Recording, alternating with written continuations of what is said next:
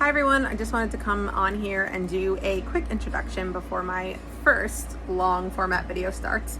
My name is Meg and I work under the name Hawthorne Printworks on my social media. The video you're about to watch is pretty much soup to nuts my entire jelly printing process. I am a middle school art teacher of 21 years. I am a lifelong learner and artist, and this is not my first foray into the world of printmaking, but I did only start jelly printing in February. So it's been about 5 months, and I started only for photo transfer. That was what I wanted to do. That was what I pretty much have been focusing on this entire time.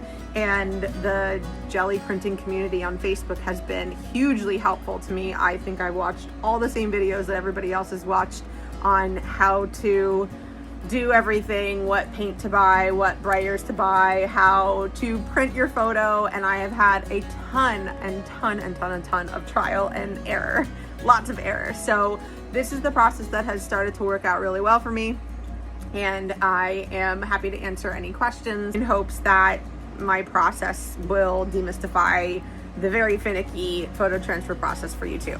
So thanks for watching.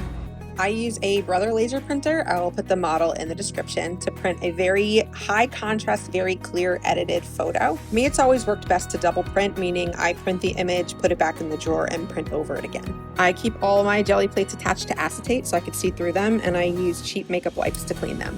You know, there's always a ton of discussion online about the brand of plate and the brand of paint. This is my 12 by 14 gel press brand jelly plate, and I pretty much entirely use Liquitex Basics acrylic paint. This is Mars Black, and it is my absolute favorite and works really great for me. There's not an exact science to the amount of paint that you put on your plate because you're going to end up rolling off a lot of it anyway. I put a bunch of dime-sized blobs on the plate and start to roll it around. I'm not speeding this section up because I want you to see exactly how long this usually does take me. I did cut some of it out because I was rolling for quite some time. In my experience, the three most important parts to getting a good photo transfer are the amount of toner on your photo, the amount of paint that you put down to transfer it, and how long you leave it when you put the photo down. Every tutorial I've watched has said to spread the paint thin enough that you can slightly see through it. That usually works for me, but I also find myself leaving a little bit more than that. One less pass over with the brayer has always worked really well for me. I take 2 photos together when I transfer images onto my big plates. And once the image is down, just apply gentle pressure everywhere. It's really not about how much pressure you put on the image in order to get the resist to happen. It also should be fairly quick. I believe this took about 22 seconds, and that is the longest I would do for a photo transfer. Sometimes I try to count to 10 and pull it up, but this is a little bit of a bigger plate. I was really happy with how this transferred, and at this point the paint is still wet, so I usually go in with my finger and edit the photo a little bit and try to blur the seam that is created when you put 2 photos together to transfer an image to a large jelly plate. That paint you're seeing there is actually just paint that's stuck to the acetate that my jelly plate is on, but now we actually get to do some back painting. This is where you get to be experimental and do whatever you want. I like to use a combination of stencils, brush painting, roll my paint on with a brayer, and you'll see all of that in that video. In this case, I was just layering a little bit of detail behind some of the existing background that was already there in the photo. Just remember to make sure that your photo transfer is dry before you start this. I love using stencils in my background. I also love pressing cool textured items into my background. I get all my stencils on Amazon, and they're a lot of fun to just layer on top of existing backgrounds or build your own background. I almost just put my paintbrush in my wine. Don't do that. I have always been really heavily inspired by, and my art has been influenced by, my love of pop art and vintage, retro, rockabilly, pinup imagery. So you'll see that in some of the stencils that I choose in this particular piece. I always see people asking about how you clean and store your stencils. I have a drawer next to me. I throw it in the drawer. I don't wash them. They dry. That's it. Here I'm starting to mix some colors and do a little bit of rolling and brush painting. I have learned that rolling out paint makes a much smoother application than brush painting. When I first started doing back painting and doing photo transfer at all, I was actually doing animals. And so the brush painting texture was great because it looked great with fur. If I want to do something like this where it's glass, rolling the paint out makes it much more smooth, and I usually use a very small brayer to apply the paint in those areas. For the whipped cream, I was cool with just brush painting it on. I felt like the texture lended itself easy to brush painting, and also the brayer would have just been a hassle to try to make the shape of whipped cream in this case. As soon as I start with white paint, this also gives me the opportunity to go into areas that need highlights like teeth, the whites of the eyes, anywhere that would have a solid white highlight on people, but really any image at all. A little bit of white detail in her bandana, and now we get to go into her tattoo.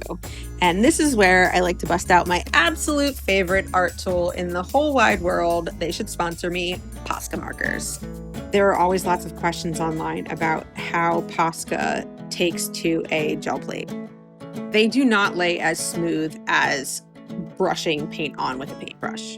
I personally think that that's because when the paint sits in a POSCA marker for a while, if it's not shaken up enough, the paint isn't mixed to a really good consistency that lays nicely. However, there are workarounds. In this case, the fine point of these particular POSCA markers make coloring in this tattoo really easy, and it's worth it. You'll also see that I'm doing a lot of dabbing of the paint in this application, because if you put down and drag and draw with the paint marker, it will sometimes actually scratch the black paint off that you're trying to fill in. Either way, there is a little bit of crawling in the final paint, but I really like the way that it looks for tattoos, and I have tattoos in a lot of my work, so I like the way it comes out, and it's a preference. You can see in the video too that they layer really nicely, and honestly, anything that makes it so I don't have to individually mix all of these colors and brush paint them on, I'm a fan.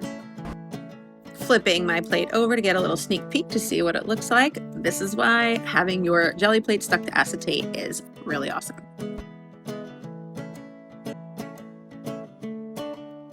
So I'm about to finish what I would call the first back painting layer. This is really just all the smaller detail stuff that I need to use a brush to go in with, and I then take some time to work on the skin. When I first started printing people, I did not like the way the skin came out at all, and I started to realize that it was very flat. So I do try to keep brush painting the skin to a minimum, but put in some shadows first.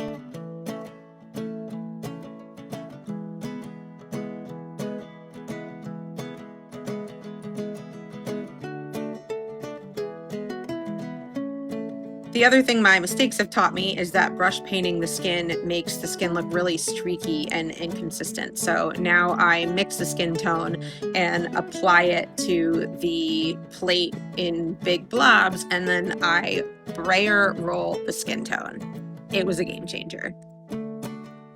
This is also technically my second layer of back painting, so it's important to make sure that before you do all this, the first layer, the tattoo, and anything else is dry. I use my little 1-inch brayer again for this, and it really is becoming like the MVP of brayers for me. Sneak peek, I can flip it over and scrape from behind anywhere where I kind of went outside of the lines with the skin tone. For this next layer, it's really fun to just lay out some colors and roll them out and let them surprise me. I'm covering a lot of the empty space behind patterns and details that I've already painted out, so this is where I like to just experiment.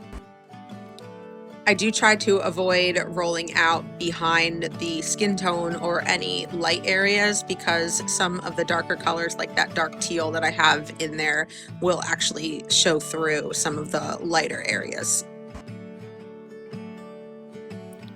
Sometimes when I go in with color like this to do the final layer of background color, I do use it as my pole layer, but in this case I wanted to build the color slowly, flip over and kind of peek at how everything was laying out, and do another light color for my pole layer.